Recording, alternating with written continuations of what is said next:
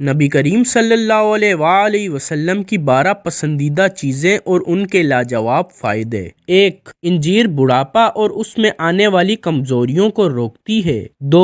گوشت ہڈیوں کو مضبوط اور جسم کو طاقتور بناتا ہے۔ 3. زیتون ذہنی اور جسمانی صلاحیتوں کو بڑھاتا ہے۔ بسم اللہ الرحمن الرحیم۔ آج آپ کو نبی کریم صلی اللہ علیہ وآلہ وسلم کی پسندیدہ غذاؤں کے بارے میں بتائیں گے کہ آپ صلی اللہ علیہ وآلہ وسلم کن چیزوں کو بہت پسند کرتے تھے، آپ کن غذاؤں کو کھایا کرتے تھے، ان غذاؤں کے کچھ فائدے بھی آپ کو بتائیں گے، اور سب سے زیادہ جو دلچسپ چیز آپ کو بتائیں گے وہ کون سی غذا تھی جس سے آپ صلی اللہ علیہ وآلہ وسلم اپنا ہاتھ تک نہیں روک پایا کرتے تھے، یعنی وہ غذا انہیں اتنی زیادہ پسند تھی۔ نمبر 1، گوشت۔ آپ صلی اللہ علیہ وآلہ وسلم نے ارشاد فرمایا ہے کہ دنیا اور جنت کی جتنی بھی غذائیں ہیں ان تمام غذاؤں کا سردار گوشت کا سالن ہے۔ آپ کو گوشت بہت زیادہ پسند تھا، لیکن ہمارے لیے جو نوٹ کرنے کی بات ہے وہ یہ ہے کہ آپ نے پوری زندگی میں ایک بار بھی بھنا ہوا گوشت نہیں کھایا، جیسے کہ عام طور پر پاکستان یا ہندوستان میں بھنا ہوا گوشت بہت زیادہ پسند کیا جاتا ہے۔ آپ صلی اللہ علیہ وآلہ وسلم گوشت کا سالن بنوا کر کھایا کرتے تھے، اور آپ کو گوشت کا سالن سب سے زیادہ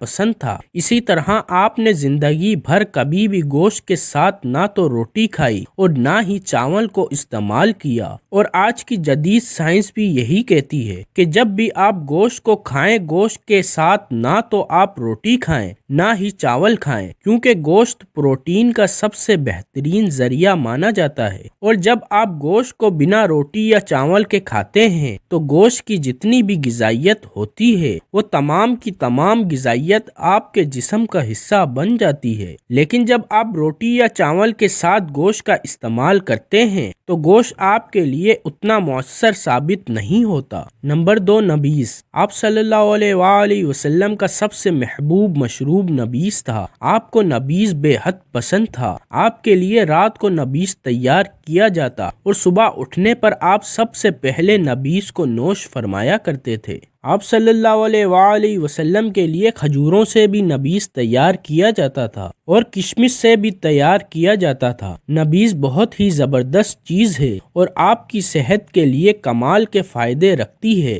نبیذ آپ کے دل، دماغ، جگر کے لیے اکسیر کی حیثیت رکھتا ہے۔ نبیذ ہر قسم کی جسمانی اور دماغی اعصابی کمزوری کا خاتمہ کرتا ہے، کیونکہ نبیذ فائبر سے بھرپور ہوتا ہے، اس لیے آپ کے پیٹ اور آنتوں کی صفائی کرتا ہے، آپ کے جسم سے زہریلے مادے کو دور کرتا ہے۔ نمبر 3، شہد۔ آپ صلی اللہ علیہ وآلہ وسلم کو شہد بہت زیادہ پسند تھا، اور شہد کا ذکر قرآن کریم میں بھی ہوا ہے، اور آج تقریباً 1400 سال سے بھی زیادہ کا وقت گزر جانے کے بعد جدید سائنس شہد کے بارے میں یہ کہہ رہی ہے کہ آپ صلی اللہ علیہ وآلہ وسلم نے شہد کے بارے میں جو کچھ کہا وہ ایک ایک چیز سچ ہے، اور اگر آپ کے پاس 5000 سال پرانا شہد بھی پڑا ہے تو وہ پرانا شہد بھی آپ کی صحت کے لیے اتنا ہی زیادہ فائدے مند ہے جتنا کہ تازہ شہد۔ شہد آپ کے مدافعاتی نظام کو مضبوط کرتا ہے، آپ کو مختلف قسم کے وائرس اور بیکٹیریل انفیکشن سے بچاتا ہے۔ شہد میں طاقتور اینٹی آکسیڈنٹ ہوتے ہیں جو کہ آپ کے سیلز کو ڈیمیج ہونے سے محفوظ رکھتے ہیں۔ اس کے علاوہ شہد استعمال کرنے سے آپ کے جسم میں کولیسٹرول اور خون میں پائے جانے والی چربی کے ذروں کے لیول کو بھی کنٹرول میں رکھنے میں مدد ملتی ہے۔ نمبر 4، زیتون۔ آپ صلی اللہ علیہ وآلہ وسلم کو زیتون بہت زیادہ محبوب تھی۔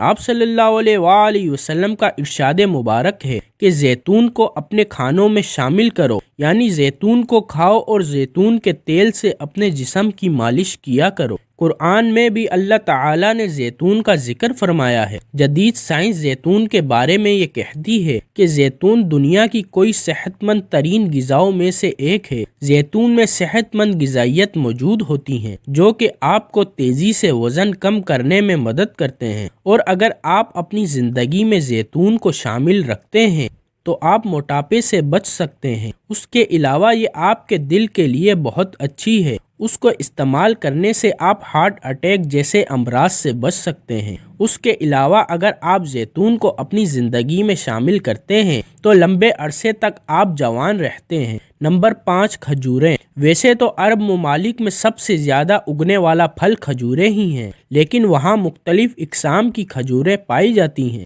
لیکن ہمارے پیارے نبی کریم صلی اللہ علیہ وآلہ وسلم کو اجوا کھجور بہت زیادہ پسند تھی۔ کھجور کے بارے میں نبی کریم صلی اللہ علیہ وآلہ وسلم نے ارشاد فرمایا کہ یہ جنت کے پھلوں میں سے ایک پھل ہے۔ حضرت عائشہ رضی اللہ تعالی عنہا ارشاد فرماتی ہیں کہ کچھ مہینے تو ایسے گزرے جب ہمارے گھر میں کھانے کے نام پر صرف کھجوریں ہی ہوا کرتی تھیں اور ہم صرف کھجوروں کو کھا کر اپنا گزارا کیا کرتے تھے۔ نبی کریم صلی اللہ علیہ وآلہ وسلم کی روایات اور سنت کی روشنی میں کھجور کو جو استعمال کرنے کا جو ہمیں صحیح طریقہ پتہ چلتا ہے وہ یہ ہے کہ کھجور کو ہمیشہ نہار منہ استعمال کرنا چاہیے، جیسے کہ آپ صلی اللہ علیہ وآلہ وسلم نے یہ بھی ارشاد فرمایا ہے کہ جو شخص نہار منہ 7 کھجوروں کو کھا لیتا ہے تو پورا دن اس پر جادو یا زہر اثر نہیں کرتا۔ اسی طرح آپ صلی اللہ علیہ وآلہ وسلم ہمیشہ کھجور سے ہی اپنا روزہ افطار کیا کرتے تھے، جس سے ہمیں پتہ چلتا ہے کہ اگر ہمیں کھجور کے بھرپور فائدے حاصل کرنے ہیں تو ہمیں کھجور کو نہار منہ ہی استعمال کرنا چاہیے۔ کھجور کے استعمال سے آپ کے جسم میں فوری طاقت آتی ہے، آپ کی ہڈیاں مضبوط ہوتی ہیں اور آپ کے دماغ کو طاقت ملتی ہے، آپ کا جسم طاقتور ہوتا ہے۔ اور کھجور وہ واحد پھل ہے جس کے استعمال سے ہر قسم کی کمزوری کا خاتمہ ہو جاتا ہے، پھر چاہے کمزوری دماغ کی ہو، جسمانی ہو یا اعصابی۔ لیکن یہ تمام کھجور کے فوائد آپ کو اسی وقت حاصل ہوں گے جب کھجوروں کو آپ نہار منہ استعمال کرنے کی عادت اپنائیں گے۔ نمبر 6، تلبینہ۔ آپ صلی اللہ علیہ وآلہ وسلم کو تلبینہ بہت زیادہ پسند تھا اور خاص طور پر فرمائش پر آپ بنوایا کرتے تھے۔ آپ کا ارشاد مبارک ہے کہ تلبینہ استعمال کیا کرو، یہ دل کے غموں کو دور کرتا ہے۔ اور آج آ کر جدید سائنس اس چیز کو کنفرم کر رہی ہے کہ جو لوگ تلبینہ کا استعمال کرتے ہیں وہ دل کے مختلف قسم کے امراض سے محفوظ رہتے ہیں۔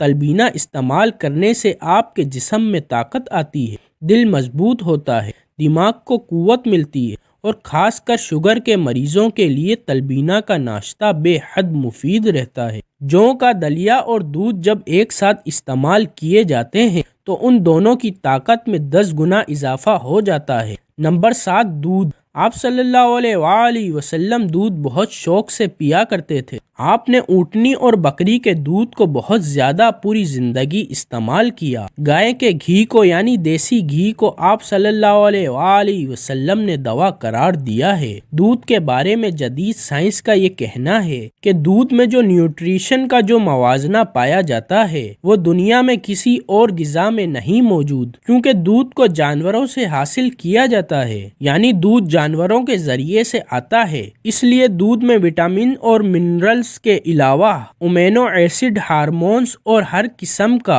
انزائم موجود ہوتا ہے جس کی آپ کے جسم کو ضرورت رہتی ہے، اور یہی وجہ ہے کہ ابتدا میں بچے کو دودھ کے علاوہ اور کچھ غذا نہیں دی جاتی۔ نمبر 8، گھیا کدو۔ آپ صلی اللہ علیہ وآلہ وسلم کو کدو کا سالن بہت زیادہ پسند تھا۔ آپ صلی اللہ علیہ وآلہ وسلم کدو کے سالن کے ساتھ جو کی روٹی کو بہت زیادہ شوق اور مزے لے کر کھایا کرتے تھے، اور جس کو ہمارے پیارے نبی کریم صلی اللہ علیہ وآلہ وسلم پسند کرتے ہوں، یقین مانیے وہ چیز معمولی ہو ہی نہیں سکتی۔ کدو آپ کے ہاضمے کے نظام کے لیے اکسیر کی حیثیت رکھتا ہے۔ اگر آپ کو کسی بھی قسم کا ہاضمے کا مسئلہ ہے تو کدو کو استعمال کرنا شروع کر دیں۔ آپ کے جگر کے لیے بہت مفید ہے، آپ کے پیٹ اور آنتوں کو صاف کرتا ہے اور جسم میں موجود گرمی کا خاتمہ کرتا ہے۔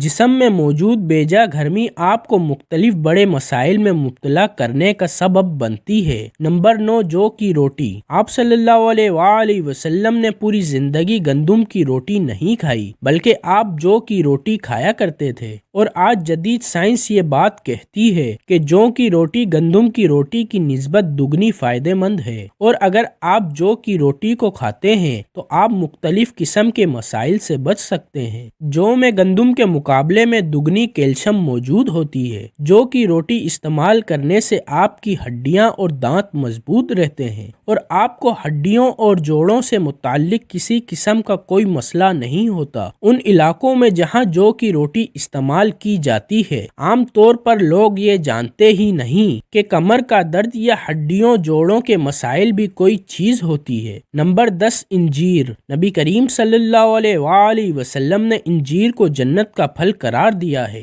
آپ صلی اللہ علیہ وآلہ وسلم کا انجیر کے بارے میں کہنا ہے کہ جنت میں بھی انجیر جیسے پھل ہوتے ہیں جن کا نہ تو چھلکا ہوتا ہے اور نہ ہی ان کے اندر گٹھلی پائی جاتی ہے۔ قرآن میں بھی اللہ تعالی نے انجیر کا ذکر کیا ہے۔ انجیر آئرن سے بھرپور ہوتی ہے۔ اس کے استعمال سے آپ کے جسم میں خون کی کمی نہیں ہوتی۔ اگر آپ کو خون کی کمی ہے تو لگاتار 1 مہینہ انجیر استعمال کر کے دیکھیں، آپ کے جسم میں کسی قسم کی خون کی کمی نہیں بچے گی۔ انجیر استعمال کرنے سے آپ کی آنتیں صاف ہوتی ہیں۔ آنتوں کے اندر جتنے بھی زہریلے مادے جمع ہو چکے ہوتے ہیں جن کی وجہ سے آپ کا جسم غذا سے ملنے والی طاقت کو جذب نہیں کر پا رہا ہوتا، انجیر استعمال کرنے سے آپ کی آنتوں میں سے وہ تمام زہریلے مادے اور فضلہ نکل جاتا ہے اور آپ کھانے سے ملنے والے وٹامنز اور منرلز کو بہتر طور پر حاصل کر پاتے ہیں۔ نمبر 11، انگور۔ آپ صلی اللہ علیہ وآلہ وسلم انگور بہت شوق سے کھایا کرتے تھے اور آج جدید سائنس ہمیں یہ بتاتی ہے کہ انگور بے حد فائدہ مند ہیں۔ انگوروں میں طاقتور اینٹی آکسیڈنٹ موجود ہوتے ہیں جو کہ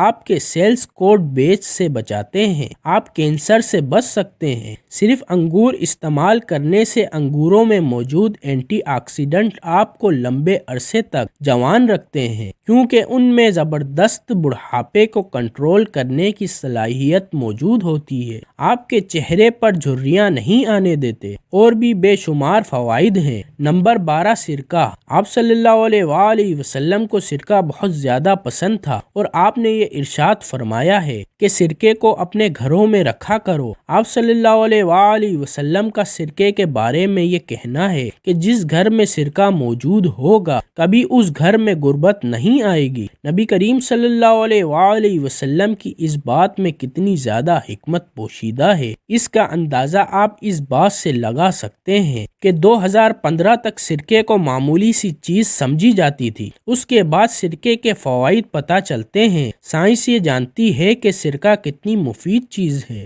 آپ کی صحت کے لیے، اور اب آپ دیکھ سکتے ہیں ہر کوئی سرکے کے بارے میں بات کرتا نظر آتا ہے، لیکن ہمارے پیارے آقا صلی اللہ علیہ وآلہ وسلم نے سرکے کے فوائد ہمیں 1400 سال پہلے ہی بتا دیے تھے۔ نمبر 13، انار۔ نبی کریم صلی اللہ علیہ وآلہ وسلم کو انار بہت زیادہ پسند تھے اور انار کا ذکر قرآن کریم میں بھی ہوا ہے۔ انار وٹامن سی سے بھرپور ہوتے ہیں، ان میں طاقتور غذائیت بھی موجود ہوتی ہیں۔ اناروں کے استعمال سے آپ کا امیون سسٹم مضبوط ہوتا ہے۔ ہائی بلڈ پریشر کے مریضوں کے لیے اناروں کا استعمال بے حد مفید ہے اور وہ صرف اناروں کو استعمال کرتے ہوئے ہائی بلڈ پریشر کو کنٹرول کر سکتے ہیں۔ آپ یادداشت تیز کرتے ہیں، آپ کے اسٹریس کو کم کرتے ہیں، یعنی انار بہت بہترین چیز ہے۔ اور ظاہری بات ہے آپ صلی اللہ علیہ وآلہ وسلم کے پسندیدہ پھل ہیں تو یہ بہترین کیسے نہ ہوں۔ یہ تمام وہ چیزیں ہیں جو ہمارے پیارے آقا صلی اللہ علیہ وآلہ وسلم کو بہت زیادہ پسند تھیں، لیکن آپ ان چیزوں کو میانہ روی میں رہتے ہوئے کھایا کرتے تھے۔ آپ صلی اللہ علیہ وآلہ وسلم نے اپنی پوری زندگی میں ایک بار بھی پیٹ بھر کر کھانا نہیں کھایا،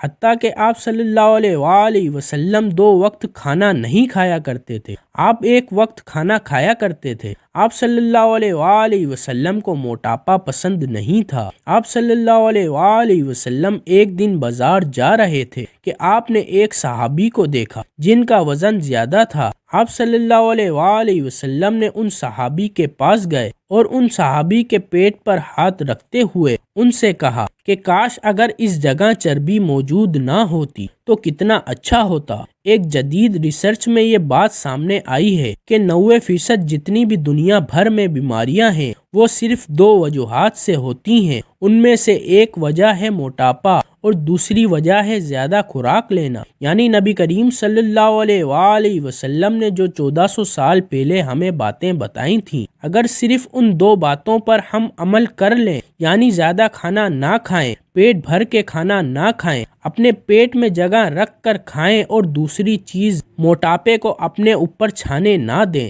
تو یقین مانیے دنیا میں 90% ڈاکٹر اور حکیم کے دواخانے بند ہو جائیں گے۔ ایک بہت بڑے سائنسدان کو جب نبی کریم صلی اللہ علیہ وآلہ وسلم کی پسندیدہ غذاؤں کا علم ہوا اور نبی کریم صلی اللہ علیہ وآلہ وسلم نے کھانے پینے کے بارے میں جو ارشادات فرما رکھے ہیں ان کا پتہ چلا، تو یقین مانیے اس کی حیرت کی انتہا نہیں تھی۔ اس سائنسدان کا یہ کہنا تھا کہ 1400 سال بعد جو آج آ کر ہمیں چیزیں پتہ چل رہی ہیں، وہ نبی کریم صلی اللہ علیہ وآلہ وسلم نے اپنی امت کو 1400 سال پہلے ہی بتا رکھی ہیں۔ لیکن بے حد دکھ اور افسوس کی بات ہے کہ ہمیں یہ تمام چیزیں پتہ تو ہیں، لیکن ان چیزوں پر ہم عمل نہیں کرتے، اور یقین مانیے جس دن ہم نے ان چیزوں پر عمل کرنا شروع کر دیا، بیماریاں اور مصیبتیں ہم سے دور ہو جائیں گی۔ اللہ پاک ہمیں رسول اللہ صلی اللہ علیہ وآلہ وسلم کے نقش قدم پر چلنے کی توفیق عطا فرمائے اور ہمیں صحت مند زندگی عطا فرمائے،